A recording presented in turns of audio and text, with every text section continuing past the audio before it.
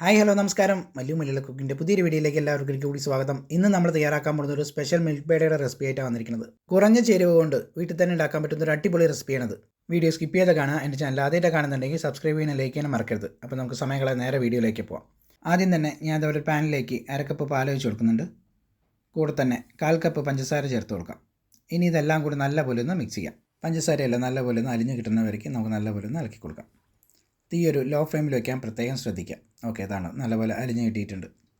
ഈ ഒരു ലെവൽ മതി. ഓക്കെ, ഇനി ഇതിലേക്ക് 1/4 കപ്പ് പാൽപ്പൊടി ഇട്ട് കൊടുക്കാം. ഓക്കെ, ഞാനിവിടെ അമൂലിൻ്റെ പാൽപ്പൊടി എടുത്തിരിക്കുന്നത്. ഇതുണ്ടോ, ഇതും അമൂലിൻ്റെയാണ്, പക്ഷേ അതിൽ കളർ ചെറിയൊരു വ്യത്യാസമുണ്ട്. ഇനി ഈ പാൽ കിടന്ന് നല്ലപോലെ ഒന്ന് മിക്സാക്കി എടുക്കാം. കണ്ടോ, നല്ലപോലെ ഒന്ന് മിക്സാക്കി പതുക്കെ ഒന്ന് നന്നായിട്ടൊന്ന് മിക്സാക്കി എടുക്കാം. ഓക്കെ, കുറച്ച് നേരം ഒന്ന് ഇളക്കേണ്ട വരും. കണ്ടോ, ഒന്ന് മിക്സാക്കി എടുത്ത് ഒന്ന് മെൽറ്റായി വരണമെങ്കിൽ ഇത്തിരി സമയമെടുക്കും. ഓക്കെ, എന്നാലും പതുക്കെ നമുക്കൊന്ന് ഇളക്കി കൊടുക്കുമ്പോൾ ആ കട്ടയൊക്കെ ഒന്ന് ഉടച്ച് നല്ലപോലെ ഒന്ന് മിക്സാക്കി എടുക്കാം. ഇത് കണ്ടോ, പാലൊക്കെ അത് വറ്റി ഒന്ന് കുറുക്കി എടുത്തിട്ടുണ്ട്. ഇനി നല്ലപോലെ ഒന്ന് ഇളക്കി കൊടുക്കണം. അതിന് മുന്നായിട്ട് ഞാനിവിടെ ഒരു അമൂലിൻ്റെ ബട്ടർ എടുത്തിട്ടുണ്ട്. ഒരു 10 ഗ്രാമിൻ്റെ ബട്ടറാണ്. അത് നമുക്കൊന്ന് ചേർത്ത് കൊടുക്കാം. വീണ്ടും നല്ലപോലെ ഒന്ന് ഇളക്കി കൊടുക്കാം. നമ്മുടെ ഈ ബട്ടറൊക്കെ നല്ലപോലെ ഒന്ന് അതിൽ കിടന്ന് നന്നായിട്ടൊന്ന് മെൽറ്റായി വരട്ടെ. ഇതാണോ, നമ്മുടെ പാലൊക്കെ വറ്റി നല്ല ഡ്രൈ ആയിട്ട് വന്നിട്ടുണ്ട്. ഓക്കെ, ഈ ഒരു പരുവം വരുന്നവരേക്കും നമുക്ക് നന്നായിട്ടൊന്ന് ഇളക്കി കൊടുത്തുകൊണ്ടേ ഇരിക്കേണ്ടി വരും. ഓക്കെ, ഏകദേശം ഇവിടെ സെറ്റായിട്ടുണ്ട്. ഈ ഒരു പരുവം മതി. ഓക്കെയാണ്. ഇതിപ്പോൾ നല്ല ചൂടുണ്ടാവും. നമുക്കൊന്ന് ചൂട് ആറാൻ വേണ്ടിയിട്ട് നമുക്കൊരു പ്ലേറ്റിലേക്ക് നമുക്കൊന്ന് മാറ്റി വയ്ക്കാം. ഞാനൊരു പ്ലേറ്റിലേക്ക് മാറ്റി കൊടുക്കുന്നുണ്ട്. അതൊന്ന് ചൂടാറി വരട്ടെ. ഓക്കെ, എന്നാൽ നമുക്കൊന്ന് കൈ കൊണ്ട് നല്ലപോലെ കുഴയ്ക്കാനുണ്ട്. അതിന് വേണ്ടിയിട്ടാണ് ചൂടാറി വരട്ടെ. നല്ല ചൂടൊക്കെ ആറി നല്ലപോലെ ആയിട്ടുണ്ട്. ഇനി നമുക്ക് കൈ കൊണ്ട് നല്ലപോലെ ഒന്ന് കുഴച്ചെടുക്കാം. അതെല്ലാം കൂടി നമുക്ക് കൈ കൊണ്ട് ഒന്നും കൂടി നല്ലപോലെ ഒന്ന് മിക്സ് ചെയ്ത് കൊടുക്കാനുണ്ട്.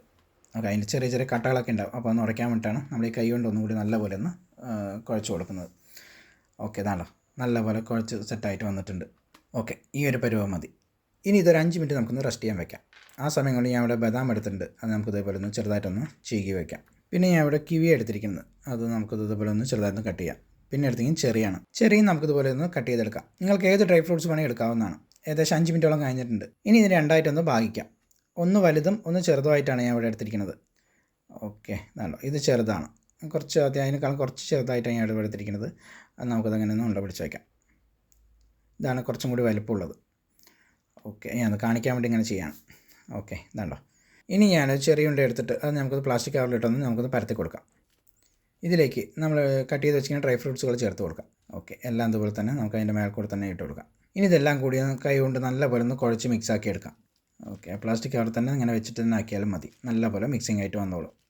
നല്ല രീതിക്ക് കുഴച്ചതിന് ശേഷം നമുക്ക് ഇഷ്ടമുള്ള രീതിക്ക് നമുക്ക് അതിനെ ഒന്ന് മാറ്റിയെടുക്കാവുന്നതാണ്. എന്നാണോ, ഞാൻ ഈ ഒരു റൗണ്ട് ഷേപ്പിലാണ് ഞാനിങ്ങനെ ആക്കിയെടുക്കുന്നത്. ഓക്കെ, ഈ പ്ലാസ്റ്റിക് കവറിൽ തന്നെ ഇങ്ങനെ ആക്കുമ്പോൾ നല്ല ഷേപ്പായിട്ട് കിട്ടും കേട്ടോ.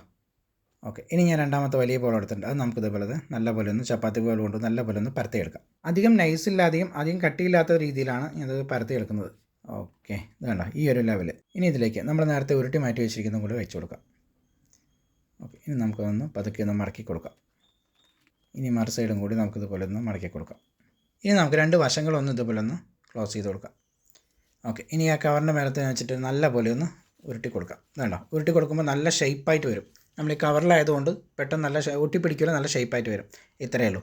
ഇനി നമുക്ക് ഇതേ കവർ വെച്ചിട്ട് തന്നെ നമുക്കൊന്ന് കവർ ചെയ്തെടുക്കാം. ഓക്കെ, നമുക്ക് എല്ലാം കൂടി നല്ലപോലെ ഒന്ന് കവർ ചെയ്തെടുക്കുന്നുണ്ട്. ഇനി നമുക്കിതൊരു 20 മിനിറ്റ് നമുക്കൊന്ന് ഫ്രിഡ്ജിലൊന്ന് റെസ്റ്റ് ചെയ്യാൻ വയ്ക്കാം. ഏകദേശം 20 മിനിറ്റോളം കഴിഞ്ഞിട്ടുണ്ട്. നമുക്കൊന്ന് എടുത്ത് നോക്കാം. ഓക്കെ, അതൊന്ന് തുറന്ന് നോക്കാം. നമ്മുടെ മിൽക്ക് പേട ഇവിടെ ഏകദേശം നല്ലപോലെ റെഡി ആയിട്ടുണ്ട്. നമുക്കൊന്ന് കട്ട് ചെയ്ത് നോക്കാം. ആഹാ, കണ്ടോ, അവിടെ ഇത്തിരി ഡ്രൈ ഫ്രൂട്ട്സിൻ്റെ കുറവുണ്ട്. അതുകൊണ്ട് അവിടെ അങ്ങനെ വൈറ്റ് കളർ ഇതാണ്ടോ, നല്ല അടിപൊളിയായിട്ട് നമ്മുടെ മിൽക്ക് പേട റെഡി ആയിട്ടുണ്ട്. കണ്ടോ, വളരെ എളുപ്പമല്ല ഇത് ഉണ്ടാക്കാൻ. കുറച്ച് നേരം ഇളക്കേണ്ട ഒരു പരിപാടി മാത്രമേ ഉള്ളൂ. ബാക്കിയെല്ലാം സിമ്പിളാണ്. കുറച്ച് സമയം മാറ്റി വയ്ക്കാമെന്നുണ്ടെങ്കിൽ ഇത് അതുപോലെ തന്നെ നല്ല സ്വീറ്റ് ആയിട്ടുള്ള നല്ല മിൽക്ക് പേട ഉണ്ടാക്കി വയ്ക്കാം.